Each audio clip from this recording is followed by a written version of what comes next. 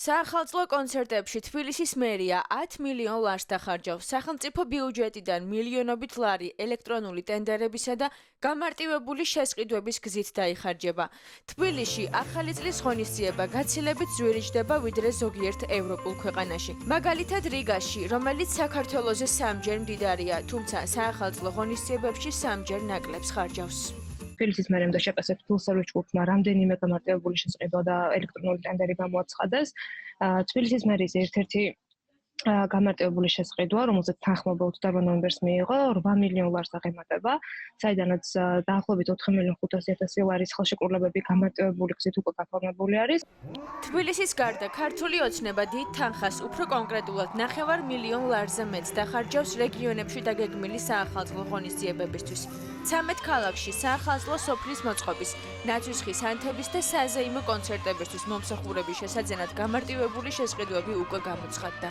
თვითონ გამარტივებული შესყიდვის გამოცხადება არის თავის მხრივ პრობლემური, იმიტომ რომ ერთი მხრივ ამცირებს კონკურენციას, მეორე მხრივ ასევე ზრდის კორუფციის რისკებსაც, იმიტომ რომ უმეტეს შემთხვევაში ჩვენი კვლევებით და პრაქტიკაც, არსებული პრაქტიკაც მივხვდებს იმაზე, რომ ხელშეკრულებები ფორმდება ძირითადად მთავრობასთან ან თუნდაც ამ შემთხვევაში თბილისის მერიასთან დაახლოებულ კომპანიებთან და პირებთან.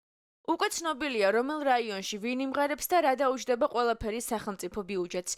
საახალწლო კონცერტებს ქვეყნის მასშტაბით ყველა დიდ ქალაქში ის მომღერლები ჩაატარებენ, რომლებიც ქართული ოცნების წინასაარჩევნო კამპანიაში მონაწილეობდნენ და ღიად უჭერენ მხარს არალეგიტიმურ მთავრობას.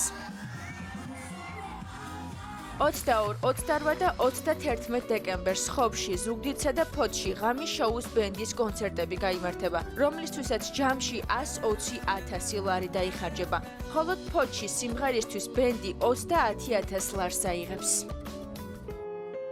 ქუთაისში საახალწლო ღონისძიებას მაესტრო ნიკა ნიკვაშვილი გააფორმებს, რომელსაც ბიუჯეტიდან 53.000 ლარზე მეტს გადაუხდიან. საგარეჯოსა და სამტრედიაში ნაცვისხის ანთებისა და საახალწლო ღონისძიებაზე ჯგუფი რეგიონი იმღერებს, რომელსაც 55.000 ლარს გადაუხდიან. ეს არ არიან ის მომღერლები, რომლებიც ასე ვთქვათ საზოგადოებაში ძალიან დიდ პოპულარობას სარგებლობენ, ესენი არიან ადამიანები, რომლებიც არიან ქართულ ოცნებაში. ანუ ეს მომღერლები გადაიქცნენ უკვე ქართული ოცნების პროპაგანდისტებად და შესაბამისად ქართულმა ოცნებამ მის პროპაგანდისტები, რომ ასე ვთქვათ, ეკონომიკურად კარგად იყვნენ, სახელმწიფო ბიუჯეტიდან იღებენ ფულს.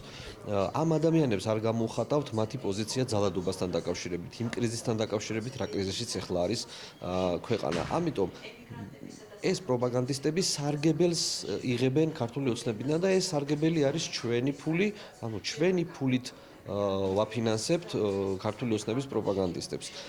გაუმჭირვალი არის შერჩევის პროცესი, გაუმჭირვალი არის შესყიდვის პროცესი, ანუ ის გასაგებია, რომ ექსკლუზიური უფლებამოსილება არის, მაგრამ რატომ კონკრეტულად ქართული ოცნების პროპაგანდისტები აი ამას ვერ ხსნის ვერც ერთი მუნიციპალიტეტი. საქართველოში ახალი წლის დღესასწაულის აღნიშვნა სახელმწიფო ბიუჯეტს ყოველწლიურად მილიონობით ლარი უჯდება. ერთ-ერთი მთავარი გამოწვევა ამ მიმართულებით სხვადასხვა კომპანიასთან გამარტივებული გზით ან უკონკურენტოდ გაფორმებული ხელშეკრულებებია, რაც კორუფციის რისკებს ზრდის და კითხვის ნიშნებს აჩენს.